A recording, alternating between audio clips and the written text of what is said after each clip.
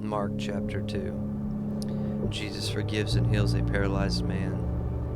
A few days later, when Jesus again entered Capernaum, the people heard that he had come. They gathered in such large numbers that there was no room left, not even outside the door, and he preached the word to them. Some men came, bringing to him a paralyzed man, carried by 4 of them. Since they could not get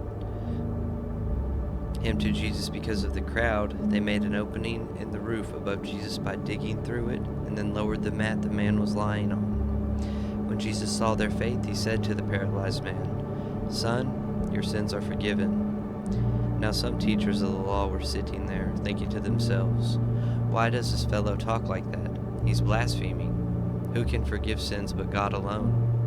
Immediately Jesus knew in his spirit that this was what they were thinking in their hearts, and he said to them, "Why are you thinking these things?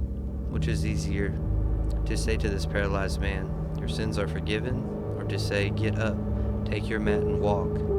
But I want you to know that the Son of Man has authority on earth to forgive sins." So he said to the man, "I tell you, get up, take your mat and go home." He got up, took his mat, and walked out in full view of them all. This amazed everyone, and they praised God, saying, "We have never seen anything like this." Once again Jesus went out beside the lake. A large crowd came to him, and he began to teach them. As he walked along, he saw Levi, son of Alphaeus, sitting at the tax collector's booth. "Follow me," Jesus told him, and Levi got up and followed him. While Jesus was having dinner at Levi's house, many tax collectors and sinners were eating with him and his disciples, for there were many who followed him. When the teachers of the law, who were Pharisees, saw him eating with the sinners and tax collectors, they asked his disciples, "Why does he eat with tax collectors and sinners?"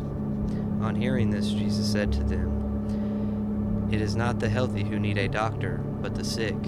I have not come to call the righteous, but sinners." Jesus questioned about fasting. Now John's disciples and the Pharisees were fasting.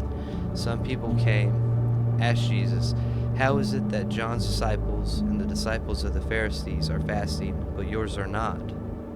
Jesus answered, "How can the guests of the bridegroom fast while he is with them?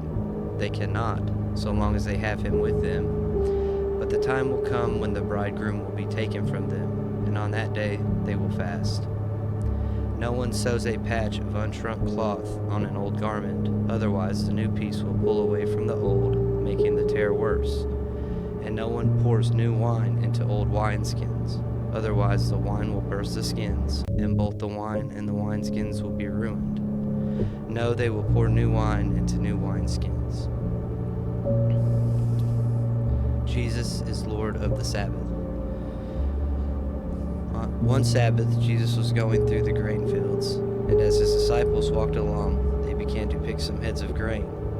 The Pharisees said to him, "Look, why are they doing what is unlawful on the Sabbath?" He answered, "Have you never read what David did when he and his companions were hungry and in need? In the days of Abiathar the high priest, he entered the house of God and ate the consecrated bread, which is lawful only for priests to eat. And he also gave some to his companions. Then he said to them, 'The Sabbath was made for man, not man for the Sabbath. So the Son of Man is Lord even of the Sabbath.'"